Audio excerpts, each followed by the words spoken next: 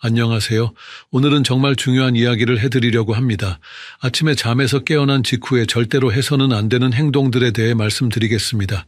많은 분들이 전혀 모르고 계시는 사실이지만 기상 직후 몇 분간은 우리 몸이 가장 위험한 상태에 놓여 있습니다. 이 시간에 잘못된 행동을 하면 정말로 생명을 잃을 수도 있습니다. 여러분은 매일 아침에 일어나자마자 무엇을 하시나요? 혹시 침대에서 벌떡 일어나서 화장실로 급하게 달려가시나요? 아니면 바로 스마트폰을 집어들고 뉴스나 날씨를 확인하시나요? 어떤 분들은 일어나자마자 차가운 물을 벌컥벌컥 마시거나 바로 운동복을 입고 밖으로 나가시기도 합니다. 또 어떤 분들은 알람이 울리자마자 바로 일어나서 서둘러 아침 준비를 시작하시죠. 하지만 이런 행동들은 모두 매우 위험합니다. 특히 60살 이상의 시니어분들에게는 더욱 치명적일 수 있습니다. 실제로 응급실에 실려오는 환자들 중 상당수가 아침 시간대에 발생하는 사고들입니다. 심근경색, 뇌졸중, 낙상사고 등이 아침에 집중적으로 일어납니다. 왜 그런지, 우리 몸에서 어떤 일이 일어나는지, 그리고 어떻게 해야 안전한지 오늘 아주 자세히 알려드리겠습니다. 이 영상을 끝까지 보시면 여러분의 소중한 생명을 지킬 수 있는 중요한 방법들을 배우실 수 있습니다. 정말 간단한 방법들이지만 효과는 엄청납니다. 국내 한 대학병원의 연구에 따르면 아침 6시부터 10시 사이에 발생하는 응급 상황이 전체의 42%를 차지한다고 합니다. 이는 결코 우연이 아닙니다. 우리 몸의 생체 리듬과 깊은 관련이 있습니다. 특히 혈압과 심박수, 혈액점도 등이 아침에 급격하게 변하기 때문입니다. 또 다른 연구에서는 기립성 저혈압으로 인한 실신이 아침 시간대에 집중적으로 나타난다고 보고했습니다. 65세 이상에서는 5명 중 1명이 이런 경험을 한다고 합니다. 하지만 대부분의 사람들이 이를 단순한 어지럼증 정도로 생각하고 넘어갑니다. 먼저 이 영상은 의학적 진단이나 치료를 대신하지 않습니다. 건강정보 제공 목적으로 제작되었으며 개인의 건강 상태에 따라 다를 수 있습니다. 궁금한 점이나 증상이 있으시면 반드시 전문의와 상담하시기 바랍니다. 지금부터 들려드릴 이야기들은 실제로 일어난 일들을 바탕으로 재구성한 것입니다. 여러분과 가족들의 소중한 생명을 지키기 위해 끝까지 집중해서 시청해 주세요. 그리고 주변 분들에게도 꼭 알려주시기 바랍니다. 72세의 김 할아버지는 평생 건강관리에 신경을 많이 쓰셨습니다. 젊을 때부터 담배도 술도 하지 않으셨고 규칙적인 운동을 하며 살아오셨습니다. 매일 새벽 5시에 일어나서 동네 공원에서 1시간씩 걷기 운동을 하는 것이 30년간의 습관이었습니다. 주변 사람들도 김 할아버지를 보고 건강의 모범이라고 칭찬했습니다. 그날도 평소와 같이 새벽 5시에 휴대폰 알람이 울렸습니다. 김 할아버지는 평소 습관대로 알람 소리와 함께 벌떡 일어났습니다. 하지만 그 순간 이상한 느낌이 들었습니다. 머리가 띵하면서 심한 어지럼증이 느껴졌습니다. 눈앞이 캄캄해지면서 다리에 힘이 빠졌습니다. 김 할아버지는 균형을 잃고 비틀거렸습니다. 다행히 침대 옆에 있던 서랍장을 붙잡고 넘어지지는 않았습니다. 하지만 가슴이 두근두근 빨리 뛰고 식은땀이 흘렀습니다. 숨이 가빠오면서 불안한 마음이 들었습니다. 이런 증상은 처음 경험하는 것이었습니다. 하지만 김 할아버지는 이런 증상을 대수롭지 않게 생각했습니다. 아마 어제 늦게 잠들어서 그런 것 같다고 스스로를 위로했습니다. 잠시 침대에 앉아서 숨을 고른 후 평소대로 운동복을 입고 집을 나섰습니다. 집에서 공원까지는 걸어서 10분 정도의 거리였습니다. 공원에 도착한 김 할아버지는 평소처럼 가벼운 준비 운동을 시작했습니다. 목과 어깨를 돌리고 허리를 굽혔다 펴는 동작을 했습니다. 하지만 몸을 숙였다가 일으키는 순간 다시 심한 어지럼증이 몰려왔습니다. 이번에는 앞서보다 훨씬 심했습니다. 김 할아버지는 그대로 쓰러지고 말았습니다. 의식을 잃고 바닥에 넘어진 것입니다. 다행히 함께 운동하던 이웃 할머니가 빨리 발견하고 구급차를 불러주었습니다. 응급실로 실려간 김 할아버지는 1시간 후에야 의식을 되찾았습니다. 담당 의사는 김 할아버지에게 기립성 저혈압이라고 설명했습니다. 잠에서 깬 직후에는 우리 몸의 혈압과 심박수가 매우 불안정한 상태라고 했습니다. 이때 갑작스럽게 일어나거나 움직이면 뇌로 가는 혈액이 부족해져 실신할 수 있다고 경고했습니다. 특히 나이가 들수록 혈관의 탄력성이 떨어져 더욱 위험하다고 설명했습니다. 의사는 김 할아버지에게 앞으로는 기상 후 충분한 시간을 두고 천천히 일어나라고 조언했습니다. 최소한 5분에서 10분 정도는 침대에서 몸을 서서히 깨운 후 일어나야 한다고 했습니다. 그리고 운동 전에도 충분한 준비 시간을 가져야 한다고 강조했습니다. 김 할아버지는 이후 의사의 조언을 철저히 따랐습니다. 매일 아침 알람이 울려도 바로 일어나지 않았습니다. 먼저 누운 채로 눈을 뜨고 3분간 기다렸습니다. 이때 가볍게 손목과 발목을 돌리고 무릎을 구부렸다 펴는 동작을 반복했습니다. 그 다음 상체를 일으켜 침대에 앉은 자세를 취하고 2분간 더 기다렸습니다. 마지막으로 침대 가장자리에 앉아서 발을 바닥에 내려놓고 1분간 더 기다린 후에야 천천히 일어났습니다. 이런 방법을 사용한 후로는 어지럼증이 완전히 사라졌습니다. 김 할아버지는 지금도 건강하게 매일 운동을 하고 계십니다. 다만 기상 후 몇 분간의 여유를 두는 것만으로 위험한 상황을 완전히 피할 수 있었습니다. 김 할아버지는 지금 이 경험을 주변 사람들에게 적극적으로 알리고 있습니다. 단순해 보이는 방법이지만 생명을 구할 수 있는 소중한 지식이라고 말씀하십니다. 실제로 김 할아버지 덕분에 비슷한 상황을 예방한 이웃들이 여러 명 계십니다. 반면에 비슷한 상황에서 다른 선택을 한 분의 안타까운 이야기도 있습니다. 68세의 박할머니는 평소 고혈압으로 혈압약을 꾸준히 복용하고 계셨습니다. 약을 잘 드셔서 혈압은 정상 범위로 잘 조절되고 있었습니다. 자녀들과도 가까운 곳에 살면서 손자, 손녀들을 자주 돌봐주시는 다정한 할머니셨습니다. 어느 날 새벽 4시쯤 갑작스럽게 전화벨이 울렸습니다. 딸에게서 온 전화였는데 초등학생인 손자가 갑자기 열이 많이 나고 토를 해서 응급실에 데려가야 한다는 내용이었습니다.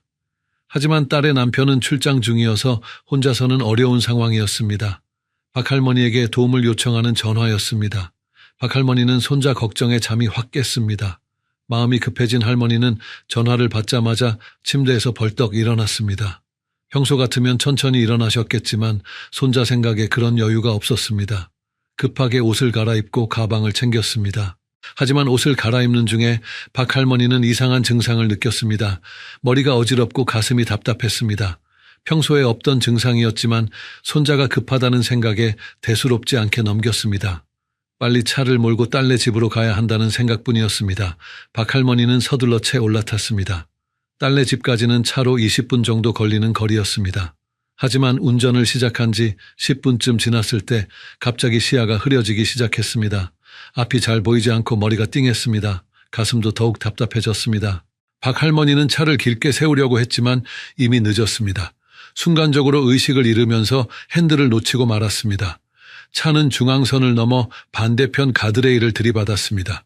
다행히 새벽 시간이라 다른 차량은 없었지만 박할머니는 중상을 입고 병원에 실려갔습니다. 응급실에서 깨어난 박할머니는 여러 곳에 골절상을 입었습니다. 갈비뼈 3대가 부러지고 왼쪽 어깨도 탈구되었습니다. 다행히 생명에는 지장이 없었지만 완전히 회복하는 데 석 달이 걸렸습니다. 담당 의사는 기상 직후 급격한 움직임과 스트레스로 인한 혈압 급상승이 원인이라고 진단했습니다. 특히 평소 복용하던 혈압약의 효과가 새벽 시간에 가장 약해진 상태였다고 설명했습니다. 이런 상황에서 갑작스러운 스트레스와 움직임이 더해지면서 혈압이 급격히 올라갔다고 했습니다. 그 결과 뇌로 가는 혈액 공급에 문제가 생겨 일시적으로 의식을 잃은 것이라고 했습니다. 박할머니는 이후 석 달간 병원에서 입원 치료를 받아야 했습니다. 손자를 도우러 가려던 마음이 오히려 더 큰 사고를 불러온 것입니다. 정작 손자는 단순한 감기 증상이었는데 할머니가 더 큰 위험에 처하게 된 안타까운 상황이었습니다. 만약 박할머니가 전화를 받은 후에도 몇 분간 침착하게 기다렸다면 어땠을까요? 기상 후 충분한 시간을 두고 천천히 준비했다면 이런 사고는 막을 수 있었을 것입니다. 응급 상황이라고 해서 자신의 안전을 무시해서는 안 된다는 교훈을 남긴 사례입니다. 박할머니는 지금 완전히 회복하셨지만 그때의 경험을 잊지 않고 계십니다. 아무리 급한 일이 있어도 기상 후에는 반드시 몇 분간 기다리는 것을 원칙으로 삼고 계십니다. 그리고 주변 분들에게도 이런 경험을 나누면서 주의를 당부하고 계십니다. 그렇다면 도대체 왜 아침에 갑자기 일어나는 것이 이렇게 위험한 걸까요? 이를 이해하려면 먼저 우리 몸이 잠을 자는 동안 어떤 상태에 있는지 알아야 합니다. 수면 중에는 우리 몸의 모든 기능이 휴식 모드로 전환됩니다. 이를 부교감신경계의 활성화라고 합니다. 잠을 자는 동안 심장 박동은 평소보다 10에서 20회 정도 느려집니다.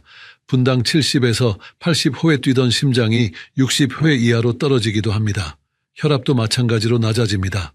수축기 혈압이 10에서 20 정도 떨어지는 것이 정상입니다.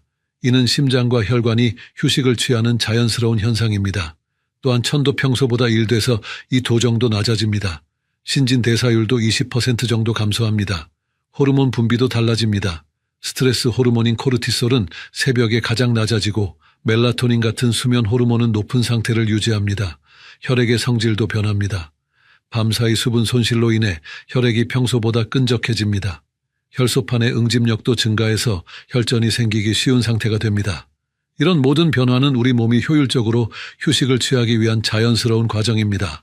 문제는 이런 상태에서 갑자기 일어날 때 발생합니다. 잠에서 깨면서 교감신경계가 급격히 활성화됩니다. 심장 박동이 갑자기 빨라지고 혈압이 급상승합니다. 하지만 혈관은 아직 이런 변화에 준비가 되어 있지 않습니다. 특히 시니어분들은 혈관의 탄력성이 떨어져 있어 더욱 위험합니다. 갑작스럽게 일어나면 중력의 영향으로 혈액이 하체로 몰립니다. 심장에서 뇌로 가는 혈액량이 일시적으로 부족해집니다. 이때 뇌는 산소와 영양분 부족으로 어지럼증이나 실신을 일으킵니다. 이것이 바로 기립성 저혈압입니다. 반대로 혈압이 급격히 상승하는 경우도 있습니다. 갑작스러운 자세 변화나 스트레스로 인해 혈압이 평소보다 훨씬 높아집니다. 이때 약해진 혈관이 견디지 못하면 뇌출혈이나 심근경색 같은 치명적인 상황이 발생할 수 있습니다. 국내 한 연구에 따르면 아침 시간대에 발생하는 심근경색은 전체의 37%에 달한다고 합니다. 뇌졸중 역시 아침 6시부터 12시 사이에 가장 많이 발생한다고 보고되었습니다. 이는 기상 직후의 급격한 생리적 변화와 밀접한 관련이 있습니다. 또 다른 연구에서는 기립성 저혈압의 발생률을 조사했습니다. 65세 이상에서는 10명 중 1명꼴로 기립성 저혈압을 경험한다고 합니다. 이 비율은 나이가 들수록 더욱 높아집니다. 80세 이상에서는 10명 중 3명이 이런 증상을 겪는다고 보고되었습니다. 혈액 점도의 변화도 중요한 요인입니다. 새벽 시간에는 혈액이 가장 끈적한 상태가 됩니다. 이때 혈전이 생길 위험이 높아집니다. 실제로 혈전으로 인한 뇌경색이나 심근경색도 새벽과 오전 시간에 집중적으로 발생합니다. 그렇다면 이런 위험을 어떻게 예방할 수 있을까요? 다행히 방법은 의외로 간단합니다. 핵심은 우리 몸이 잠에서 깬 상태에 서서히 적응할 수 있도록 충분한 시간을 주는 것입니다. 첫 번째 해결책은 단계적 기상법입니다. 잠에서 깨어도 절대로 바로 일어나지 마세요. 이것이 가장 중요한 원칙입니다. 먼저 누운 채로 눈을 뜨고 최소 3분간 기다리세요. 이때 완전히 가만히 있을 필요는 없습니다. 누운 상태에서 할 수 있는 가벼운 움직임을 해주세요. 손목과 발목을 천천히 돌려주세요. 시계 방향으로 10번, 반시계 방향으로 10번씩 돌리면 됩니다. 그 다음 무릎을 가슴 쪽으로 당겼다가 천천히 펴는 동작을 좌우 다리를 번갈아 가면서 각각 5번씩 해주세요. 이런 동작들은 혈액순환을 도와줍니다. 목과 어깨도 가볍게 움직여주세요. 고개를 좌우로 천천히 돌리고 어깨를 위아래로 움직여주세요. 이때 절대로 급하게 하지 마시고 천천히 부드럽게 해야 합니다. 이런 준비 운동을 3분간 하면 우리 몸이 서서히 깨어나기 시작합니다. 그 다음 단계는 상체를 일으켜 침대에 앉는 것입니다. 이때도 천천히 해야 합니다. 한 번에 바로 앉지 말고 먼저 옆으로 누워서 팔꿈치를 짚고 일어나세요. 그 다음 다리를 침대 아래로 내리면서 앉은 자세를 취하세요. 이 상태에서 다시 2분간 기다리세요. 앉은 상태에서도 할 수 있는 동작들이 있습니다. 심호흡을 5번 정도 해주세요. 코로 천천히 숨을 들이마시고 입으로 천천히 내쉬세요. 목을 좌우로 천천히 돌리고 어깨를 위아래로 움직여주세요. 허리도 좌우로 가볍게 돌려주면 좋습니다. 마지막 단계는 침대 가장자리에 앉아서 발을 바닥에 완전히 내려놓는 것입니다. 이 상태에서 1분간 더 기다리세요. 이때 어지럼증이나 두통, 가슴 답답함 같은 증상이 없는지 확인하세요. 만약 이상 증상이 있다면 조금 더 기다리거나 다시 누워서 휴식을 취하세요. 모든 단계에서 이상이 없다면 이제 천천히 일어나세요. 이때도 급하게 벌떡 일어나지 말고 천천히 일어나야 합니다. 일어난 후에도 바로 걷지 말고 잠시 제자리에서 균형을 잡으세요. 이런 방법을 사용하면 우리 몸이 점진적으로 깨어난 상태에 적응할 수 있습니다. 두 번째 해결책은 올바른 수분 섭취법입니다. 많은 분들이 아침에 일어나자마자 물을 마시는 것이 건강에 좋다고 알고 계십니다. 하지만 방법이 중요합니다. 차가운 물을 한 번에 많이 마시는 것은 오히려 위험할 수 있습니다. 찬물은 혈관을 급격히 수축시킵니다. 이로 인해 혈압이 갑자기 올라갈 수 있습니다. 또한 찬물이 위에 들어가면 미주신경을 자극해서 심박수가 불규칙해질 수 있습니다. 특히 시니어분들에게는 이런 변화가 더욱 위험합니다. 대신 미지근한 물을 천천히 조금씩 마시세요. 물의 온도는 청과 비슷한 36도에서 38도 정도가 적당합니다. 손목에 대어봤을 때 미지근하게 느껴지는 정도면 됩니다. 한 번에 많이 마시지 말고 한 모금씩 천천히 마시세요. 밤사이 몸에서 빠져나간 수분을 서서히 보충하는 것이 목적입니다. 처음에는 100ml 정도만 마시고 15분 후에 다시 마시세요. 이렇게 조금씩 나누어 마시면 우리 몸이 수분 변화에 천천히 적응할 수 있습니다. 아침에 마시는 물에 소금을 조금 넣는 것도 좋은 방법입니다. 물 한 컵에 소금 한 꼬집 정도면 충분합니다. 이렇게 하면 전해질 균형을 맞춰주어 혈압을 안정시키는 데 도움이 됩니다. 특히 혈압약을 복용하시는 분들에게 도움이 될 수 있습니다. 카페인이 들어간 커피나 차는 기상 후 30분 이후에 마시는 것이 좋습니다.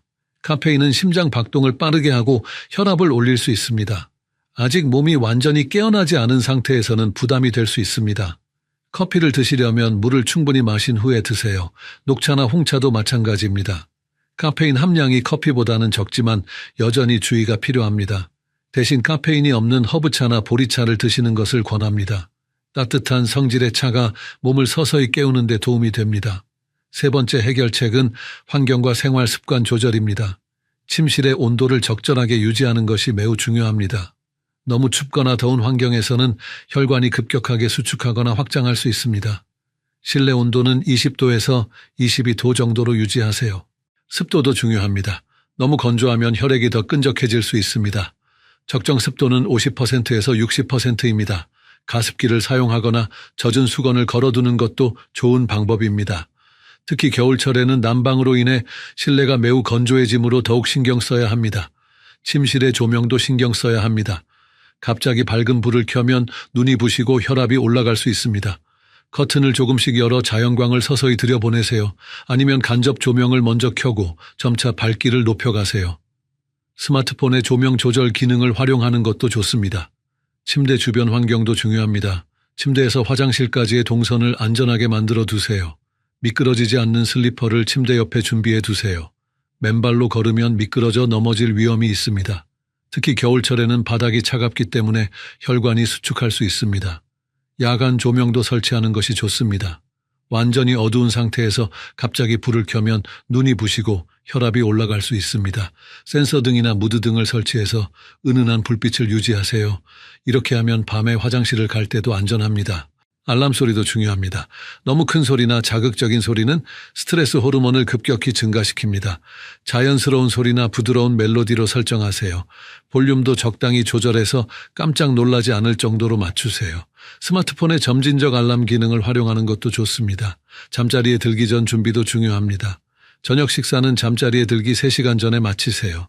너무 늦게 먹으면 소화 때문에 숙면을 취하기 어렵습니다. 카페인이나 알코올도 오후 6시 이후에는 피하세요.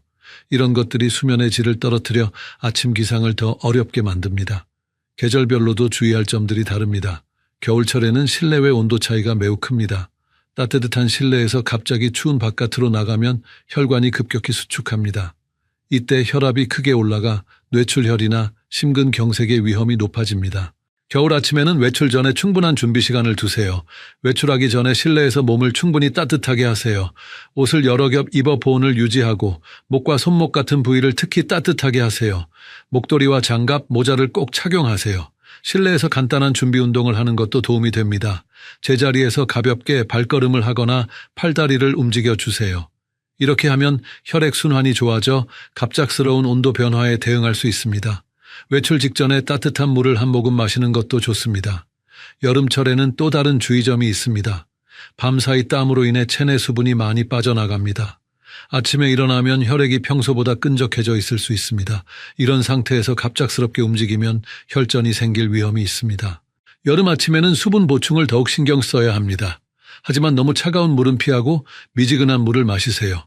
에어컨이 켜진 방에서 잠을 잤다면 실내외 온도 차이에도 주의해야 합니다. 외출 전에 에어컨을 끄고 잠시 기다린 후 나가는 것이 좋습니다. 에어컨 바람을 직접 쐬고 잠을 자는 것도 피해야 합니다. 혈액순환이 나빠져 아침에 몸이 더 뻣뻣해질 수 있습니다. 에어컨은 간접적으로 시원하게 하고 선풍기나 서큘레이터로 공기를 순환시키는 것이 좋습니다. 봄과 가을에는 일교차가 큽니다. 밤에는 춥고 낮에는 따뜻해서 천 조절이 어려울 수 있습니다.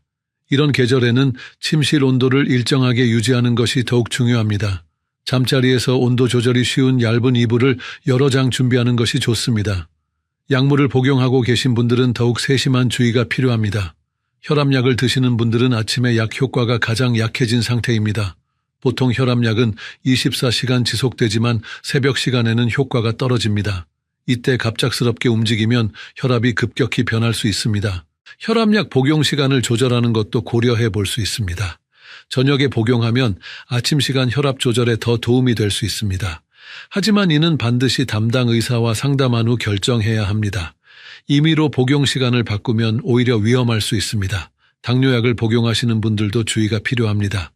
밤사이 혈당이 떨어진 상태에서 갑작스럽게 움직이면 저혈당 증상이 나타날 수 있습니다. 어지럼증, 식은땀, 손떨림 등이 나타날 수 있습니다. 아침에 일어나면 먼저 혈당을 확인하고 필요시 간단한 간식을 드세요. 혈당이 낮다면 오렌지 주스나 사탕 같은 단순당을 섭취하세요. 하지만 너무 많이 먹으면 혈당이 급격히 올라갈 수 있으니 주의해야 합니다. 평소 혈당 관리를 잘 하시는 분이라도 아침에는 특별히 신경 써야 합니다. 수면제나 신경안정제를 복용하시는 분들은 약물 효과가 아침까지 남아있을 수 있습니다. 평소보다 어지럼증이 심하거나 균형 감각이 떨어질 수 있습니다. 이런 분들은 더욱 천천히 일어나야 하고 충분한 시간을 두고 움직여야 합니다. 약물 복용에 대해서는 반드시 전문의와 상담하시기 바랍니다.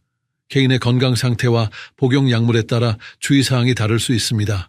정기적으로 병원을 방문해서 약물 효과와 부작용을 점검받으세요. 자주 받는 질문들에 대해 자세히 답변해 드리겠습니다. 첫 번째 질문은 몇 시간 정도 자야 아침에 안전하게 일어날 수 있는가입니다. 시니어분들에게는 7시간에서 8시간의 수면이 적당합니다. 너무 적게 자면 몸이 충분히 회복되지 않아 더 위험할 수 있습니다. 수면 시간이 부족하면 혈압 조절 능력이 떨어집니다. 또한 혈액의 점도도 높아져서 혈전 위험이 증가합니다. 반대로 너무 많이 자는 것도 좋지 않습니다. 9시간 이상 자면 오히려 몸이 무거워지고 기상 후 어지럼증이 심해질 수 있습니다. 중요한 것은 수면의 질입니다. 깊은 잠을 자야 아침에 상쾌하게 일어날 수 있습니다. 잠자리 환경을 개선하고 규칙적인 수면 패턴을 유지하세요. 매일 같은 시간에 자고 같은 시간에 일어나는 것이 중요합니다. 두 번째 질문은 낮잠을 자도 같은 주의가 필요한가입니다. 네, 낮잠 후에도 마찬가지로 주의해야 합니다. 비록 밤잠보다는 덜 깊게 자지만 여전히 혈압과 심박수의 변화가 있습니다. 특히 1시간 이상의 긴 낮잠 후에는 더욱 조심해야 합니다. 낮잠은 30분 이내로 하는 것이 좋습니다. 너무 오래 자면 깊은 잠에 빠져서 깨어나기 어려워집니다. 또한 밤잠에도 영향을 줄 수 있습니다. 낮잠 후에도 천천히 일어나고 몇 분간 앉아서 기다린 후 활동을 시작하세요. 세 번째 질문은 규칙적인 운동을 하면 아침 기상이 더 쉬워지는가입니다. 네, 규칙적인 운동은 심혈관 건강을 개선해 기립성 저혈압을 예방하는 데 도움이 됩니다. 특히 유산소 운동은 혈압 조절 능력을 향상시킵니다. 하지만 운동 시간을 잘 조절해야 합니다. 잠자리에 들기 3시간 전에는 운동을 마쳐야 합니다. 운동 직후에는 교감신경이 활성화되어 있어 잠들기 어려울 수 있습니다. 또한 운동 후 천이 높아진 상태에서는 숙면을 취하기 어렵습니다. 운동 강도도 중요합니다. 너무 격렬한 운동은 오히려 해롭습니다. 시니어분들에게는 가벼운 산책이나 수영, 요가 같은 운동이 적합합니다. 일주일에 3회에서 4회, 한 번에 30분에서 45분 정도가 적당합니다. 네 번째 질문은 혈압약을 복용하면 아침 기상이 더 위험한가입니다. 약물의 종류에 따라 다릅니다. 일부 혈압약은 아침에 혈압을 더 낮출 수 있어 기립성 저혈압의 위험을 높입니다. 반면 어떤 약물은 오히려 아침 혈압을 안정시키는 데 도움이 됩니다. 이뇨제를 복용하시는 분들은 특히 주의해야 합니다. 이뇨제는 체내 수분을 빼내는 작용을 하므로 탈수 위험이 있습니다. 아침에 일어나면 평소보다 혈액이 더 끈적할 수 있습니다. 충분한 수분 섭취가 더욱 중요합니다. 베타 차단제를 복용하시는 분들도 주의가 필요합니다. 이 약물은 심박수를 늦추는 작용을 합니다. 갑작스럽게 일어나면 심박수가 적절히 증가하지 못해 어지럼증이 심할 수 있습니다. 더욱 천천히 일어나는 것이 중요합니다. 오늘 배운 내용을 다시 한번 정리해 보겠습니다. 아침에 잠에서 깨어도 절대로 바로 일어나지 마세요. 이것이 가장 중요한 원칙입니다. 누운 채로 3분, 앉아서 2분, 침대 가장자리에서 1분간 기다린 후 천천히 일어나세요. 이 간단한 방법만으로도 생명을 위협하는 상황을 예방할 수 있습니다. 두 번째로 수분 섭취를 올바르게 하세요. 찬물 대신 미지근한 물을 조금씩 천천히 마시세요. 카페인이 든 음료는 30분 후에 드시고 물에 소금을 조금 넣어 전해질 균형을 맞춰주세요. 세 번째로 환경을 안전하게 조성하세요. 실내 온도와 습도를 적절하게 유지하고 조명을 서서히 밝게 하며 미끄러지지 않는 슬리퍼를 준비해 두세요. 계절별 특성을 고려해서 옷차림과 실내 환경을 조절하세요. 앞으로 7일간 오늘 배운 방법을 실천해 보세요. 처음에는 번거롭게 느껴질 수 있지만 곧 자연스러운 습관이 될 것입니다. 단 몇 분의 여유만 있으면 위험한 상황을 완전히 예방할 수 있습니다. 여러분의 건강과 안전을 위해 꼭 실천해 주세요. 가족들에게도 이 방법을 꼭 알려주시기 바랍니다. 특히 혼자 사시는 시니어분들께는 더욱 중요한 정보입니다. 작은 관심과 실천으로 큰 사고를 예방할 수 있습니다. 건강한 아침이 건강한 하루의 시작입니다. 이 영상이 도움이 되셨다면 좋아요 버튼을 꼭 눌러주세요. 더 많은 분들이 이 중요한 정보를 볼 수 있도록 도움을 주세요. 그리고 구독과 알림 설정을 해주시면 앞으로도 유용한 건강 정보를 계속 받아보실 수 있습니다. 댓글로 여러분의 경험이나 궁금한 점을 남겨주세요. 가능한 한 자세히 답변해 드리겠습니다. 함께 건강한 노년을 만들어 나가요. 다음 주에는 아침 식사 전에 절대 하지 말아야 할 위험한 행동들에 대해 알려드리겠습니다.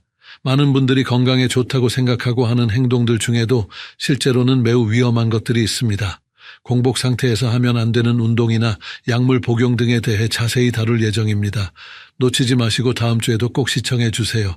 다시 한번 강조드리지만 이 영상의 내용은 의학적 진단이나 치료를 대신하지 않습니다.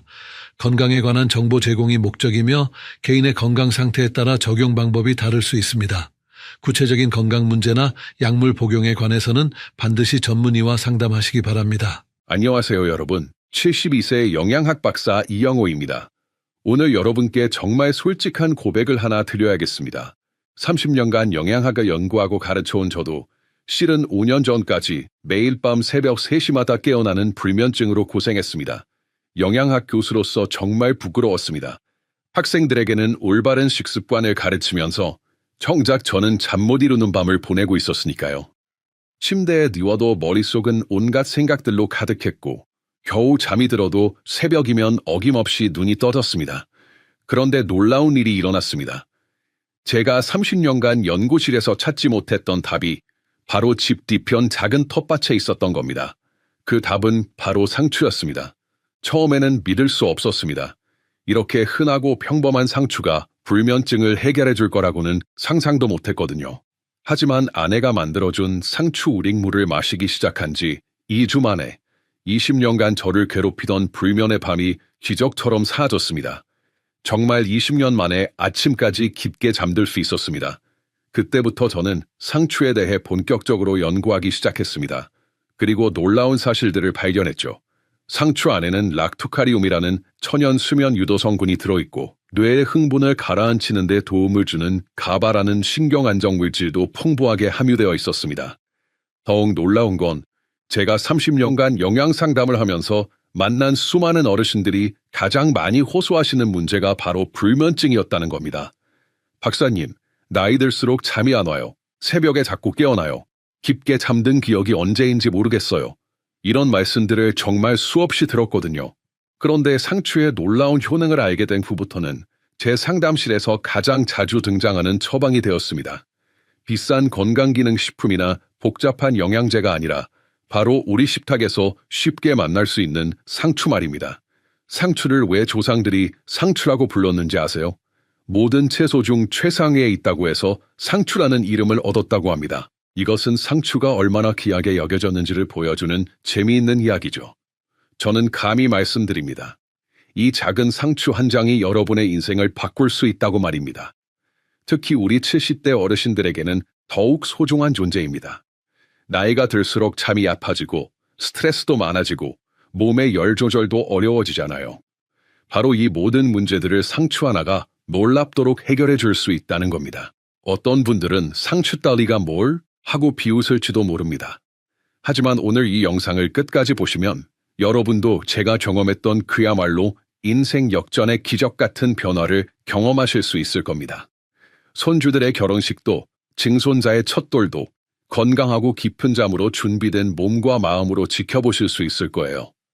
그럼 지금부터 상추가 어떻게 우리의 잠을 되찾아주는지 30년 연구 경험과 제 개인적 체험을 바탕으로 자세히 말씀드리겠습니다.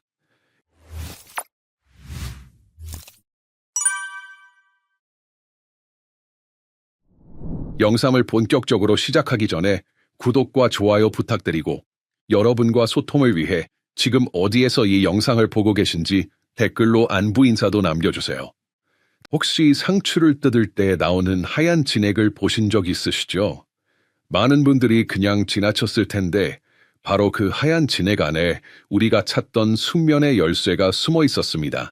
제가 30년간 영양학을 연구하면서 가장 흥미롭게 발견한 것 중 하나가 바로 이 락투카리움이라는 성분입니다. 이 성분은 우리 뇌의 신경을 자연스럽게 진정시키고 마음을 편안하게 만들어주는 놀라운 작용을 합니다.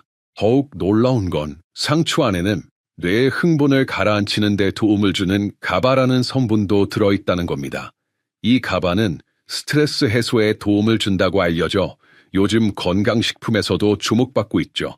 그런데 이런 귀한 성분이 우리 식탁의 평범한 상추에 이미 들어있었던 겁니다. 조상들이 상추를 가난한 자의 아편이라고 부른 이유가 여기에 있었던 거죠. 값비싼 약이 아니어도 누구나 쉽게 구할 수 있는 상추로 마음의 평안을 얻을 수 있었으니까요. 30년간 영양 상담을 하면서 제가 가장 많이 들은 고민이 바로 이런 것들이었습니다. 박사님, 침대에 누워도 머리가 복잡해서 잠이 안 와요. 조금만 소리가 나도 깨어나요.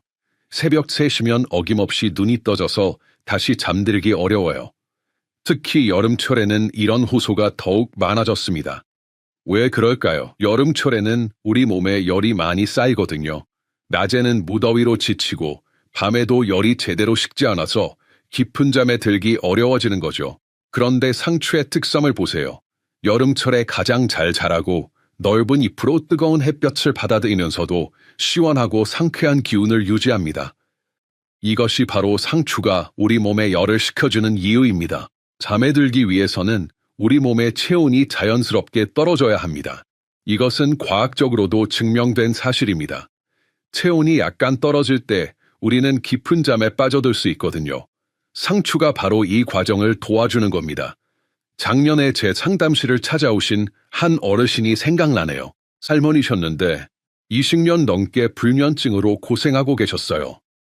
박사님, 잠이 오지 않아서 밤새 뒤척이다가 새벽에 겨우 잠들면 또 금방 깨어나요. 낮에는 피곤해서 아무것도 할 수가 없어요. 그분께 상추 우린 물을 권해드렸더니 3주 만에 놀라운 변화가 있었습니다. 박사님, 어젯밤에 10시에 잠들어서 아침 6시에 깼어요. 이런 일이 언제적인지 기억도 안 나요. 정말 기뻐하시면서 고마워하시던 모습이 지금도 생생합니다. 이런 일들이 한두 번이 아니었어요. 상추의 효능을 알게 된 후로는 불면증으로 고민하시는 분들께 가장 먼저 추천드리는 자연요법이 되었습니다. 그런데 여기서 중요한 건 상추만이 아니라는 겁니다. 물론 상추만큼은 아니지만 여름철에 자라는 넓은 잎 채소들은 대부분 이런 성질을 가지고 있어요. 케일, 양배추, 대추 같은 채소들도 비슷한 효능을 가지고 있습니다. 하지만 그 중에서도 상추가 특별한 이유는 바로 그 하얀 진액, 락투카리움 때문입니다. 다른 채소들보다 훨씬 더 진정 효과가 뛰어나고 불면증에 더욱 특화된 성분이 집중되어 있거든요. 의대 동기 중에 정신과 의사로 일하는 친구가 있는데 그 친구도 요즘 환자들에게 약물 치료와 함께 자연요법으로 상추를 추천한다고 하더군요. 영호야, 내가 알려준 상추 이야기를 환자들에게 해줬더니 정말 많은 분들이 도움을 받고 있어. 이처럼 상추는 한순한 채소가 아니라 우리 몸의 자연적인 수면 리듬을 돕고 마음의 안정을 가져다주는 과학적인 힘을 가진 천연 재료라고 할 수 있습니다. 그럼 이제 이 놀라운 상추를 어떻게 똑똑하게 활용할 수 있는지 알려드리겠습니다. 자, 그럼 이제 제가 직접 만들어 먹고 있는 상추 레시피들을 공개해드리겠습니다. 사실 처음에는 그냥 상추 쌈으로만 먹었는데 불면증 개선 효과를 제대로 보려면 꾸준히 그리고 더 농축된 형태로 섭취해야 한다는 걸 깨달았거든요. 첫 번째로 제가 가장 추천하는 방법은 바로 상추 물김치입니다. 이건 제가 아내와 함께 몇 번의 시행착오를 거쳐서 완성한 레시피예요. 왜 물김치일까요? 여러 가지 이유가 있습니다. 먼저 발효 과정을 거치면서 상추의 유효 성분들이 우리 몸에 더 잘 흡수될 수 있는 형태로 변하고 유산균들이 장 건강에도 도움을 줍니다. 장 건강은 우리의 전반적인 컨디션, 특히 숙면에도 긍정적인 영향을 줄 수 있습니다. 그리고 상추 자체가 차가운 성질을 가지고 있는데 마늘이나 생강, 고춧가루 같은 따뜻한 성질의 재료들과 함께 발효시키면 성질의 균형이 맞춰집니다. 이것은 우리 조상들의 지혜가 담긴 음식 궁합으로 위장에 부담을 주지 않으면서도 지속적으로 섭취할 수 있게 돕습니다. 만드는 방법은 생각보다 간단합니다. 상추를 깨끗하게 씻어서 먹기 좋은 크기로 썰어주세요. 여기에 마늘, 생강을 조금씩 넣고 고춧가루는 아주 조금만 넣어줍니다. 너무 맵게 하면 안 돼요. 소금으로 간을 맞춰주고 물을 부어서 하루 이틀 발효시키면 됩니다. 저는 이 상추 물김치를 매일 저녁 식사 때 한 그릇씩 먹어요. 특히 잠들기 2~3시간 전에 먹으면 효과가 가장 좋더라고요. 소화도 잘 되고 속도 편안해지면서 자연스럽게 잠이 오기 시작합니다. 두 번째 방법은 아내가 개발해준 상추 우린물입니다. 이건 정말 간단해요. 냄비에 상추를 넣고 물을 부어서 끓이기만 하면 됩니다. 여기서 중요한 건 비율인데 상추 양의 3배 정도 물을 넣어주시면 됩니다. 처음에 아내가 이게 맛이 있을까 걱정했는데 막상 만들어 마셔보니 은은하고 깔끔한 맛이 나더라고요. 상추 특유의 쌉쌀한 맛이 있긴 하지만 불쾌하지 않고 오히려 마음이 차분해지는 느낌이었어요. 이 상추 우린 물을 냉장고에 넣어두고 하루에 2~3번 정도 마셔요. 특히 자기 전에 따뜻하게 데워서 마시면 정말 좋습니다. 간이 좀 심심하다 싶으면 소금이나 간장을 조금 넣어도 되고 식초를 살짝 넣으면 더 상쾌한 맛이 나요. 그런데 정말 놀라운 건 이렇게 꾸준히 마시기 시작한 지 2주 만에 확실한 변화를 느꼈다는 겁니다. 예전에는 침대에 누워서 1시간씩 뒤척였는데 이제는 머리가 베개에 닿자마자 스르르 잠이 들어요. 아내도 처음에는 반신반의했는데 지금은 저보다 더 열성적으로 상추 요리를 만들고 있어요. 여보, 이렇게 간단한 걸로 잠이 잘 잘 수 있다니 정말 신기해. 이런 말을 자주 하죠. 영양학적으로 설명하면 행복 호르몬이라고 불리는 세로토닌의 생성을 도울 수 있습니다. 이 세로토닌은 우리 몸에서 수면을 유도하는 호르몬인 멜라토닌으로 변환되거든요.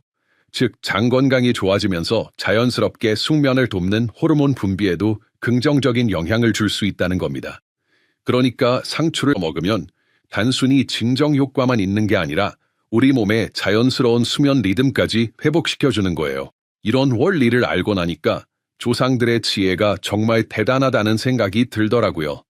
물론 처음에는 맛이 익숙하지 않을 수도 있어요. 하지만 일주일 정도 꾸준히 드시면 금방 적응되실 겁니다. 그리고 무엇보다 효과를 느끼기 시작하면 맛보다는 그 소중함 때문에 계속 찾게 되실 거예요.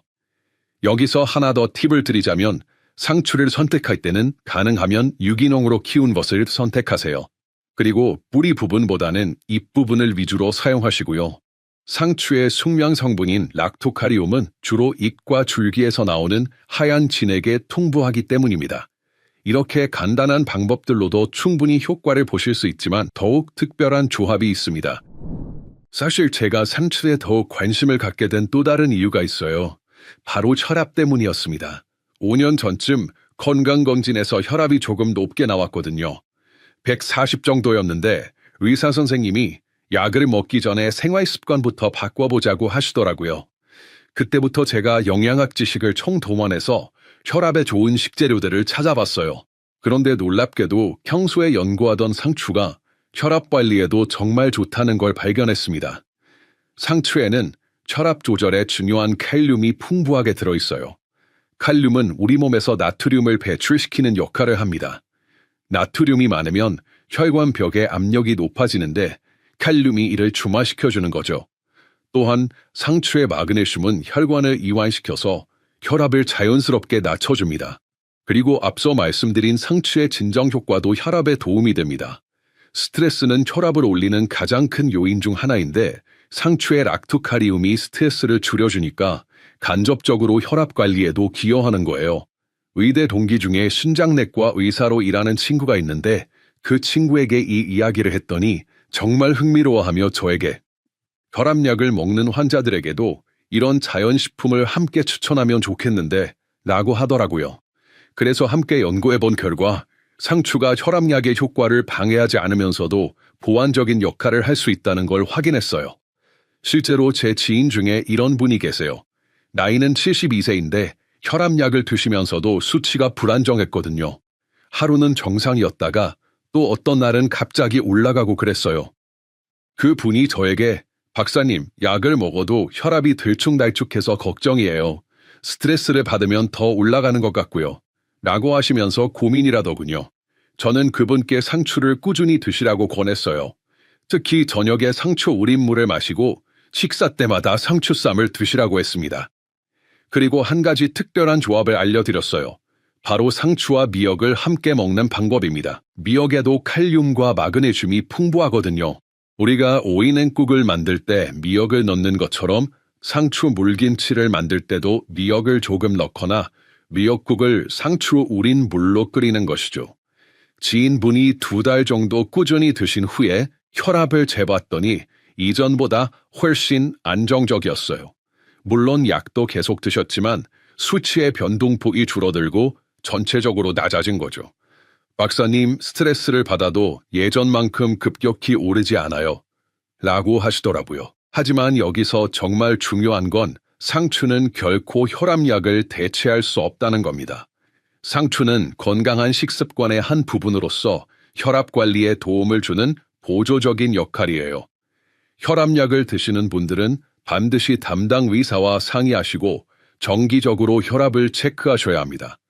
특히 70대 어르신들은 혈압 관리가 정말 중요하잖아요.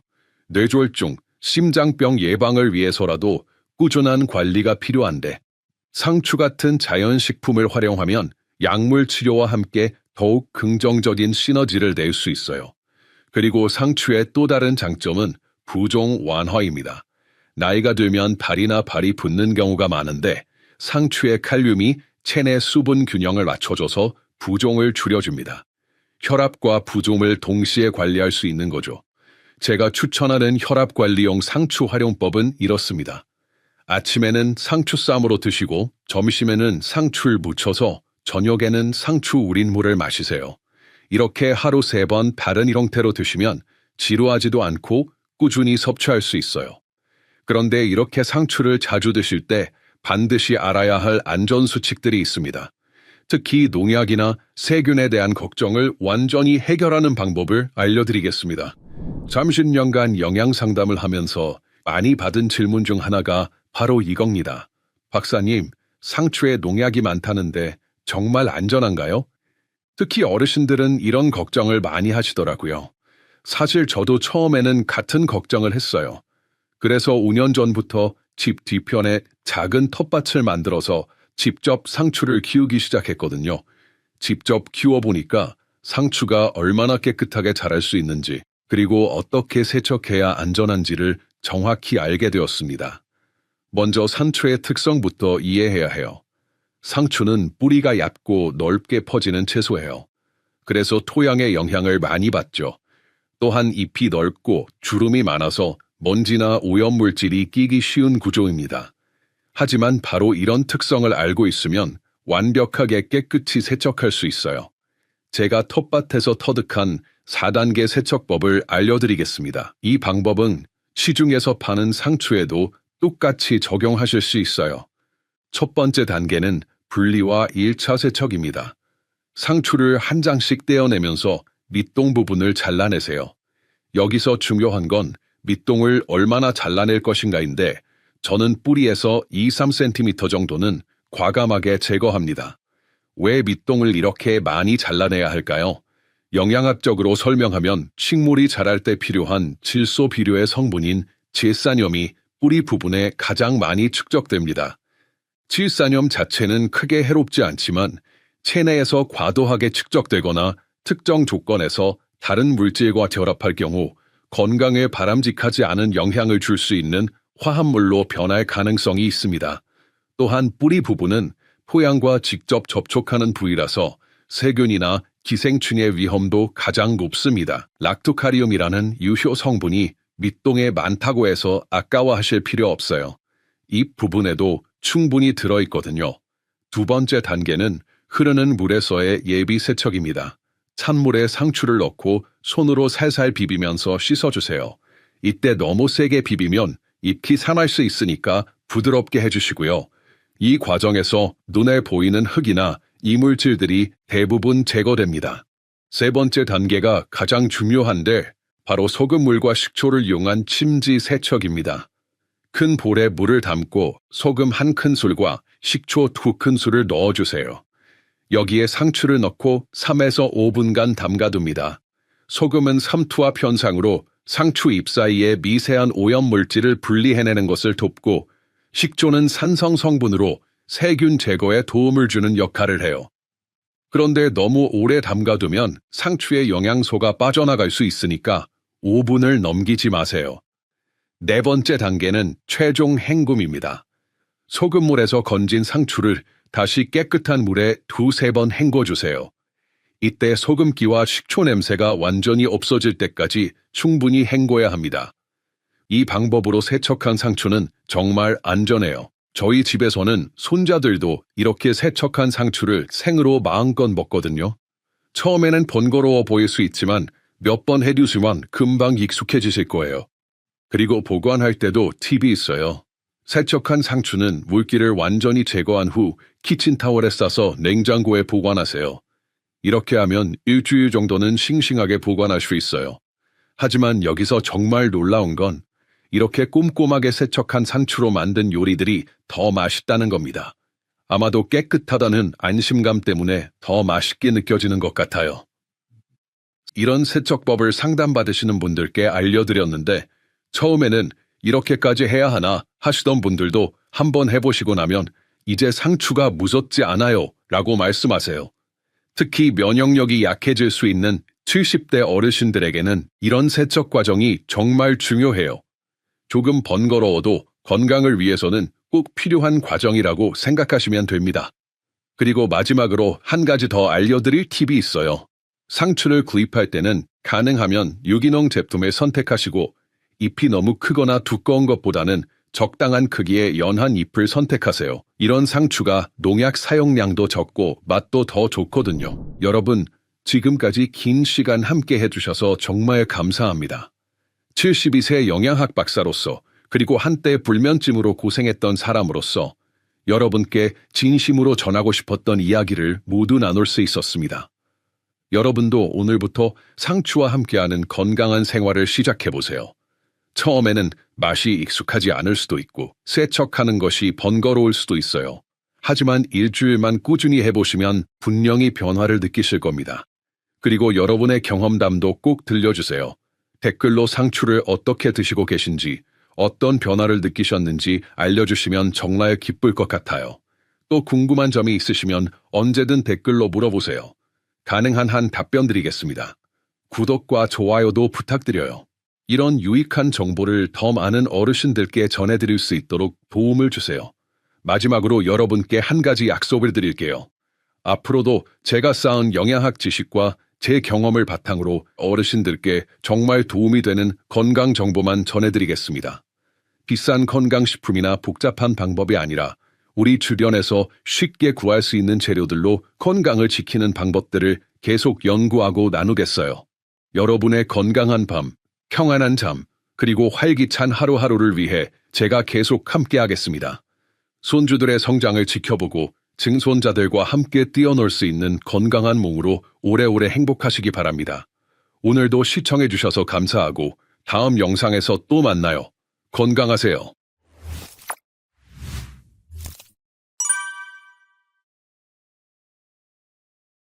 어르신 여러분, 안녕하세요. 저는 농촌보건소에서 오랫동안 영양사로 일해온 박정순입니다. 저도 올해로 60대 중반이 되었는데요. 사실 저도 얼마 전까지 감자 보관을 완전히 잘못하고 있었습니다. 영양사인 제가 잘 챙기지 못했던 덕분에 저와 친한 동네 할머니 한 분이 응급실에 실려가는 일이 벌어졌거든요. 그때 제가 얼마나 속상했는지 모릅니다. 여러분께서도 혹시 감자를 신문지로 싸서 베란다에 보관하고 계시지 않나요? 아니면 감자를 보관하실 때 양파도 함께 한 곳에 보관하고 계시진 않으신지요? 만약 그렇다면 지금 당장 이 영상을 끝까지 보셔야 합니다. 왜냐하면 잘못 보관된 감자 한두 개만 드셔도 복통과 위장 장애는 물론이고 심하면 어지럼증과 두통을 유발하며 고용량 섭취 시에는 굉장히 아플 수 있는 무서운 독성 물질이 생기기 때문입니다. 제가 보건소에서 수년간 일하면서 실제로 목격한 일입니다. 부산 해운대구에 사시는 78세 김순덕 할머니께서 여름철에 싹이 길게 난 감자로 감자전을 부쳐 드신 후 갑자기 어지러워 하시더니 두토, 설사 등 심한 위장 증상을 보였습니다. 다행히 가족분이 빨리 발견해서 응급실로 모시고 갔지만 의사 선생님은 솔라닌 중독이라고 진단하셨습니다. 감자에서 나오는 천연 독소에 중독된 거였어요. 이런 일은 드물지만 우리나라에서도 종종 보고될 정도로 주의가 필요한 부분입니다. 또 다른 사례로는 82세 박철수 할아버지가 계세요. 할아버지께서는 감자를 양파와 함께 베란다 박스에 보관하고 계셨는데 여름철 습도가 높아지면서 감자에 길다란 싹이 나고 표면이 초록색으로 변했어요. 그런데도 아까워서 싹만 떼고 감자찜을 해서 드셨다가 밤에 심한 곡통과 설사로 고생하셨습니다. 특히 요즘처럼 감자가 저렴할 때 대량으로 사서 보관하시는 분들이 많은데 제대로 된 보관법을 모르면 자신과 가족의 건강에 해가 될 수 있습니다. 저의 경험상 감자 보관 부주의로 인한 건강 문제가 생각보다 발생하고 있습니다. 오늘 이 영상 하나만 제대로 보시면 감자를 수개월간 싱싱하게 보관하면서 우리 가족 건강까지 지킬 수 있는 확실한 방법을 알려드리겠습니다. 그리고 나이 드신 분들에게 감자가 얼마나 좋은 건강식품인지, 어떻게 드셔야 혈압도 낮추고 혈당도 관리할 수 있는지까지 모두 말씀드릴게요.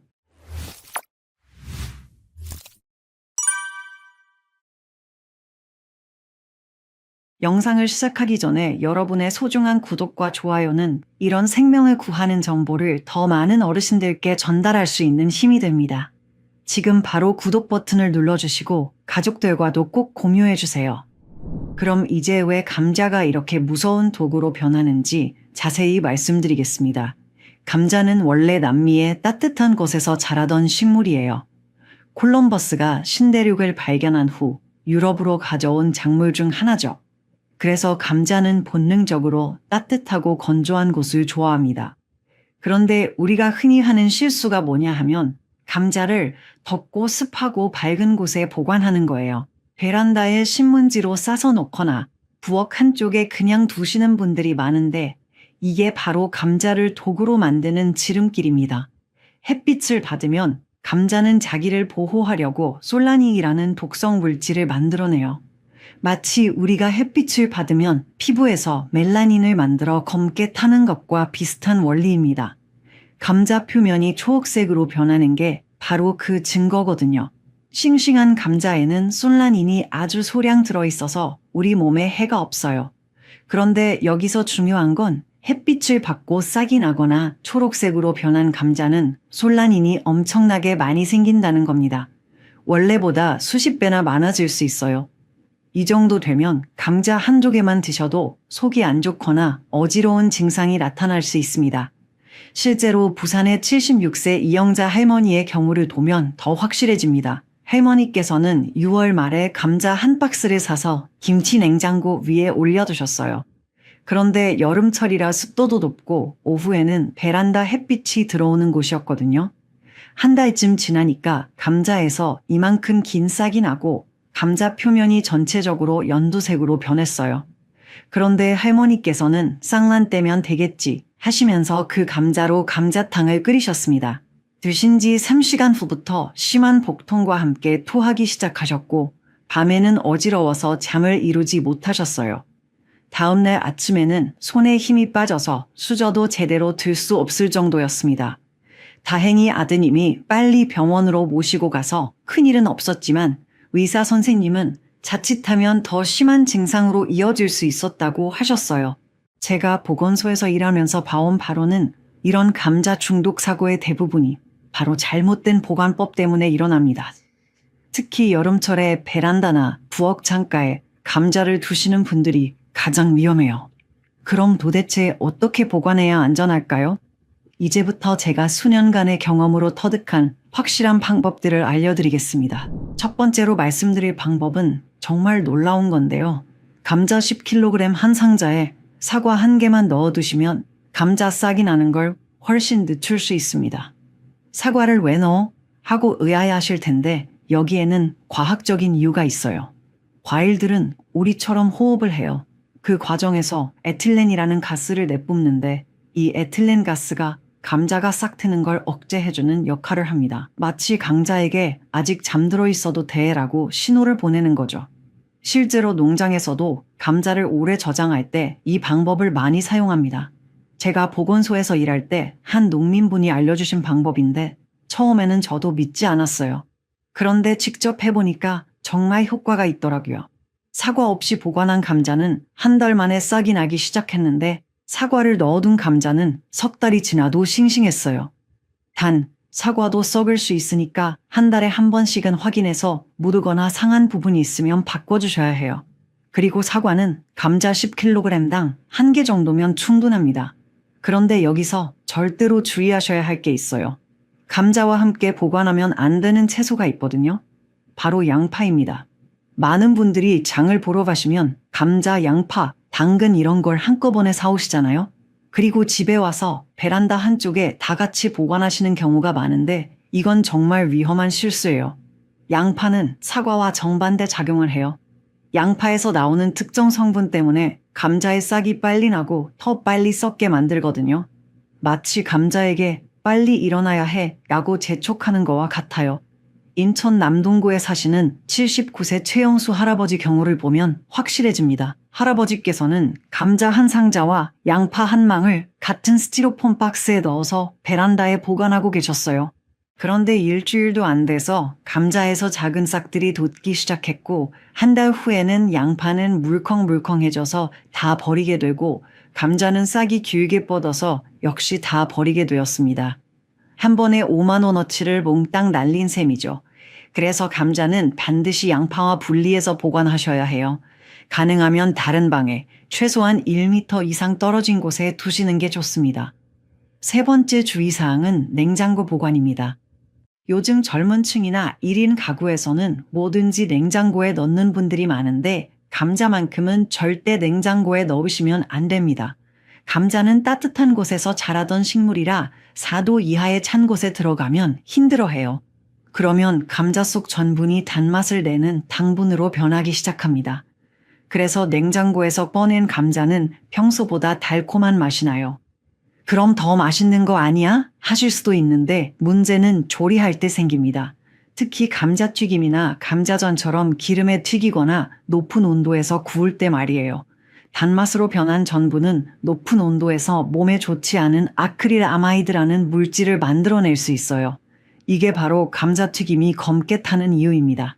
서울 강남구에 사시는 74세 정미숙 할머니께서 냉장고에 보관해둔 감자로 손자를 위해 감자전을 부쳐주셨는데 아무리 중간불에서 천천히 해도 가장자리가 새까맣게 타버리더라고 하셨어요.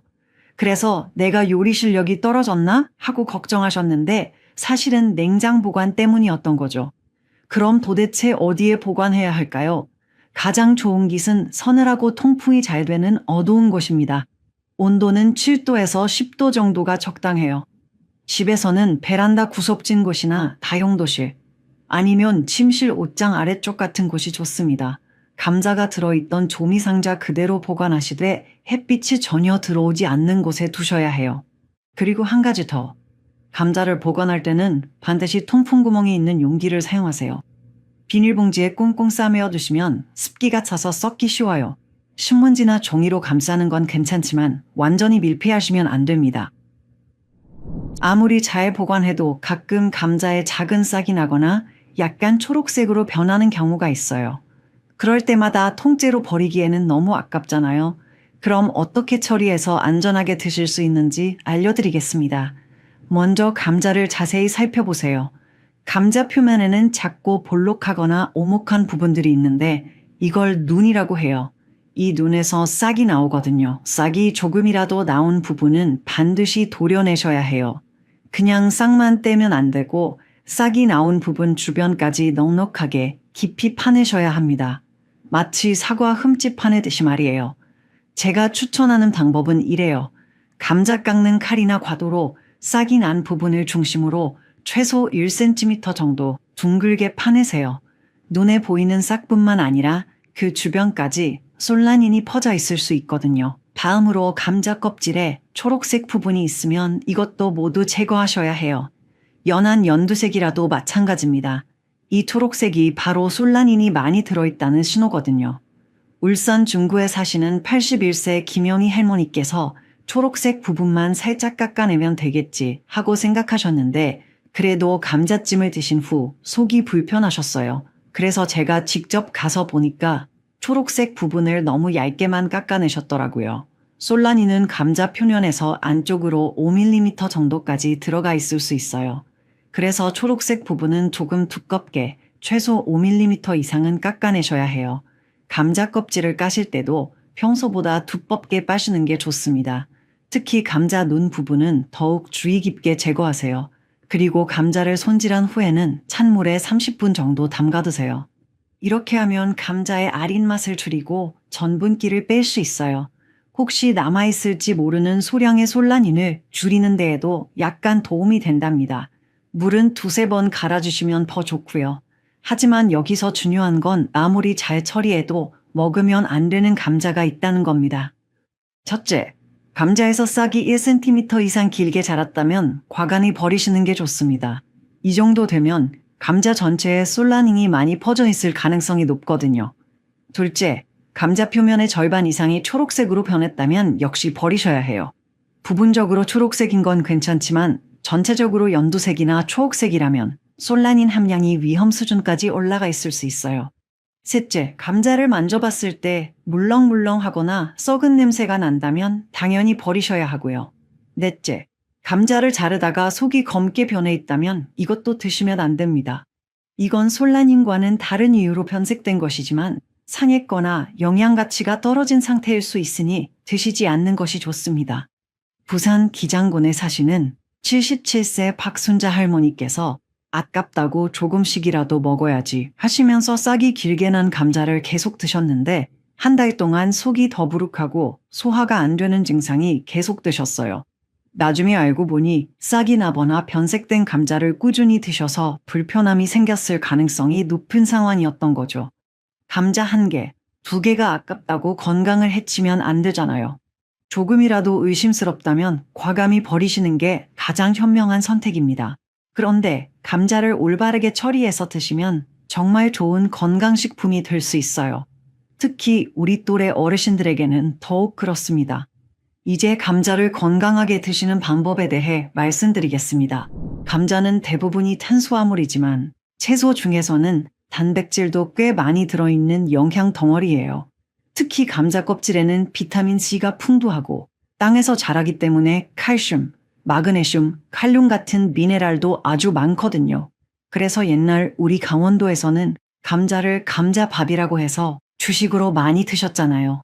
전쟁 때도 감자 덕분에 많은 분들이 굶주림을 면할 수 있었고요. 하지만 감자에도 한 가지 단점이 있어요. 전분이 너무 빨리 소화 흡수되어서 혈당을 급격히 올린다는 겁니다. 특히 우리 또래가 되면 당뇨가 있거나 혈당이 높은 분들이 많은데 잘못 드시면 혈당 스파이크가 일어날 수 있어요. 그런데 조리 방법을 조금만 바꾸면 이 문제를 해결할 수 있습니다. 감자를 삶거나 쪄서 뜨거울 때 바로 드시면 혈당 지수가 90 이상으로 아주 높아요. 하지만 감자를 쪄서 냉장고에 넣어 하룻밤 정도 식히면 저항성 전분이 만들어져서 혈당 지수가 53 정도로 뚝 떨어집니다. 저항성 전분이라는 건 우리 몸에서 소화가 잘 안 되는 전분이에요. 그래서 혈당을 천천히 올리고 포만감도 오래 지속되죠. 마치 현미밥처럼 되는 거예요. 경남 창원에 사시는 75세 조영순 할머니께서 당뇨가 있으셔서 감자를 못 드시는 게 속상하다고 하셨는데 이 방법을 알려드렸더니 지금은 안심하고 드시고 계세요. 식후 혈당도 전보다 훨씬 안정적이시고요. 방법은 간단해요. 감자를 껍질째 깨끗이 씻어서 찜통에 쪄주세요. 다 익으면 식혀서 냉장고에 하룻밤 보관했다가 드시면 됩니다. 차가운 채로 드셔도 되고 살짝 데워서 드셔도 저항성 전분 효과는 그대로 있어요. 제가 경험한 바로는 몸속 나트륨 배출에 도움을 주는 감자를 드시는 게 좋습니다. 왜냐하면 우리 또래 분들 중에 고혈압으로 고생하시는 분들이 정말 많거든요. 고혈압의 가장 큰 원인 중 하나가 짜게 먹는 거예요. 나트륨을 너무 많이 섭취하면 혈압이 올라가는데 감자에는 이 나트륨을 몸 밖으로 배출해주는 칼륨이 아주 풍부해요. 실제로 제가 보건소에서 고혈압 교육을 할 때 감자를 자주 드세요 라고 권해드렸는데 꾸준히 드신 분들은 혈압 수치가 많이 개선되셨어요. 대전 유성구에 사시는 80세 김동철 할아버지도 그중 한 분이세요. 처음에는 혈압이 160분에 90 정도로 높았는데 감자를 일주일에 3번씩 꾸준히 드시니까 6개월 후에는 140분에 85 정도로 떨어졌어요. 물론 약도 드시고 운동도 하셨지만 감자도 분명히 도움이 되었을 거예요. 그럼 어떻게 드시면 맛있고 건강할까요? 제가 추천하는 건 옛날 추억의 감자 달걀 샐러드예요. 먼저 감자를 껍질째 깨끗이 씻어서 쪄주세요. 껍질을 벗기지 말고 그대로 쪄야 식이섬유도 많이 섭취할 수 있고 비타민C도 더 많이 드실 수 있거든요. 감자가 다 익으면 껍질을 벗기고 수저로 꾹꾹 눌러서 부슬부슬하게 으깨주세요. 그리고 삶은 달걀 2-3개를 껍질을 벗겨서 잘게 다져 넣고요. 거기에 마요네즈 2큰술 정도와 소금, 후추를 조금 넣어주세요. 오이가 있으면 얇게 썰어서 소금에 절인 다음 물기를 꼭 짜서 넣어주시면 더 맛있어요. 이렇게 만들면 우리가 젊었을 때 먹던 그 맛이 나요. 손자들도 좋아할 거고 영양도 균형 잡혀 있어서 한 끼 식사로도 충분합니다. 다만 마요네즈는 칼로리가 높으니까 너무 많이 넣지 마시고 가능하면 저칼로리 마요네즈를 사용하세요. 또 다른 방법으로는 감자를 쪄서 소금과 참기름만 살짝 뿌려서 드시는 것도 좋아요. 구수한 참기름 향과 감자의 담백한 맛이 정말 잘 어울립니다. 그런데 주의하실 점이 있어요. 콩팥 질환이 있으신 분들은 감자의 칼륨 함량이 높아서 조심하셔야 해요. 만약 콩팥병이 있으시다면 의사 선생님과 상의해서 드시는 게 좋겠습니다. 마지막으로 감자의 특별한 활용법 하나를 더 알려드릴게요. 바로 생감자즙입니다. 위염이나 속쓰림 때문에 고생하시는 분들이 계시는데 감자는 찬성질을 가지고 있어서 위를 진정시키는 데 도움을 줄 수 있다는 이야기가 있습니다. 마치 화상 입었을 때 찬물에 담그는 것과 비슷한 원리죠. 방법은 이래요. 싱싱한 감자 1-2개를 깨끗이 씻어서 껍질을 벗기고 강판에 갈거나 믹서에 갈아서 즙을 내세요. 그리고 그 즙만 걸러서 공복에 반컵 정도 드시면 됩니다. 다만 생감자는 익힌 감자보다 소화 부담이 클 수 있기 때문에 염증 완화가 급선무인 분들에게만 추천해요. 그리고 맛이 좀 밋밋하니까 꿀을 조금 넣어서 드셔도 괜찮습니다.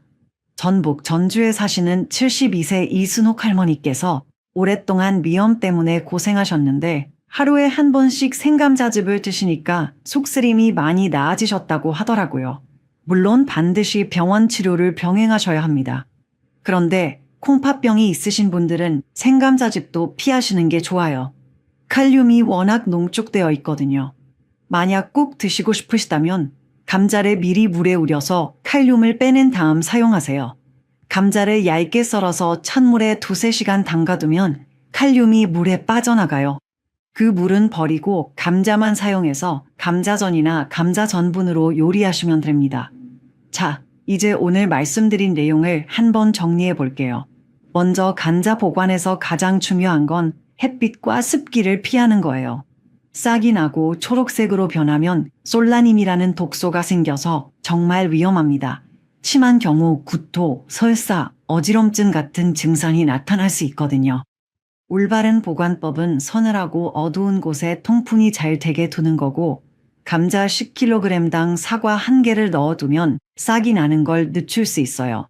반대로 양파와는 절대 함께 보관하시면 안 되고 냉장고 보관도 피해야 합니다. 싹이 나거나 초록색으로 변한 감자는 그 부분을 넉넉하게 도려내서 찬물에 담갔다가 사용하시고 너무 심하게 변했으면 과감히 버리세요. 건강이 더 소중하니까요. 감자를 건강하게 드시려면 쪄서 냉장고에 하룻밤 보관했다가 드시면 혈당 관리에 도움이 되고 감자의 풍부한 칼륨은 고혈압 개선에도 좋습니다. 특히 우리 또래에게는 정말 필요한 영양소예요. 감자 달걀 샐러드 같은 추억의 음식으로 만들어 드시면 맛도 좋고 영양도 균형 잡힐 거예요.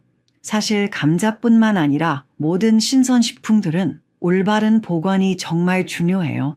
수분과 영양분이 풍부한 만큼 쉽게 상하고 변질되어 건강에 해로울 수 있거든요.